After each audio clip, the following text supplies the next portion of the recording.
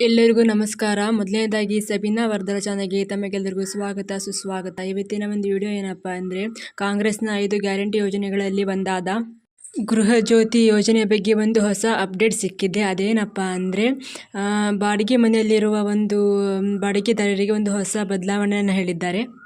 ಅದೇನಪ್ಪ ಅಂದರೆ, ಬಾಡಿಗೆದಾರರು ಹಳೆ ಮನೆಯನ್ನು ಬಿಟ್ಟು ಹೊಸ ಬಾಡಿಗೆ ಮನೆಗೆ ಹೋಗುವಾಗ ಅವರಿಗೆ ಗೃಹ ಜ್ಯೋತಿ ಸೌಲಭ್ಯ ಹೊಸ ಮನೆಯಲ್ಲಿ ಸಿಗ್ತಿರಲಿಲ್ಲ. ಇದೊಂದು ಬಾಡಿಗೆದಾರರಿಗೆ ಸಮಸ್ಯೆ ಆಗಿತ್ತು. ಆದರೆ ಇದಕ್ಕೆ ಇವಾಗ ಚಿಂತೆ ಪಡಬೇಕಾಗಿಲ್ಲ. ಮೊದಲಿಗೆ ಹಳೆ ಬಾಡಿಗೆ ಮನೆಯ ಅದು ವಿದ್ಯುತ್ ಆರ್ ಸಂಖ್ಯೆಗೆ ಜೋಡಣೆ ಆಗಿರುವ ಆಧಾರ್ ಕಾರ್ಡನ್ನು ರದ್ದು ಮಾಡೋಕ್ಕಾಗ್ತಿರ್ಲಿಲ್ಲ. ಮತ್ತು ಹೊಸ ಬಾಡಿಗೆ ಮನೆ ವಿದ್ಯುತ್ ಆರ್ ಸಂಖ್ಯೆಗೆ ಆಧಾರ್ ಕಾರ್ಡ್ನ ಜೋಡಣೆ ಮಾಡೋಕ್ಕಾಗ್ತಿರ್ಲಿಲ್ಲ. ಅದಕ್ಕೆ ಈಗ ಒಂದು ಸೊಲ್ಯೂಷನ್ನ ರಾಜ್ಯ ಸರ್ಕಾರ ನೀಡಿದೆ. ಅದಕ್ಕೆ ಬಾಡಿಗೆದಾರರಿಗೆ ರಾಜ್ಯ ಸರ್ಕಾರ ಡಿ-ಲಿಂಕ್ ಮತ್ತು ರೀ-ಲಿಂಕ್ ಅಂತ ನೀಡಿದೆ.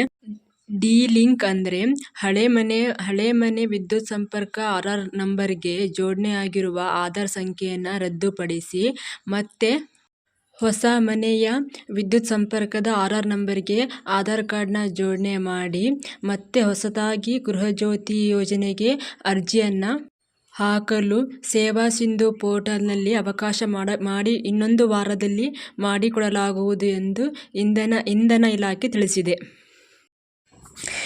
ಈ ಒಂದು ಮಾಹಿತಿ ತಮಗೆ ಇಷ್ಟ ಆದಲ್ಲಿ ಒಂದು ಲೈಕ್ ಮತ್ತು ಸಬ್ಸ್ಕ್ರೈಬ್ ಆಗೋದನ್ನು ಮರಿಬೇಡಿ. ಅಲ್ಲಿವರೆಗೂ ಎಲ್ಲರಿಗೂ ಹೃದಯಪೂರ್ವಕ ಧನ್ಯವಾದಗಳು.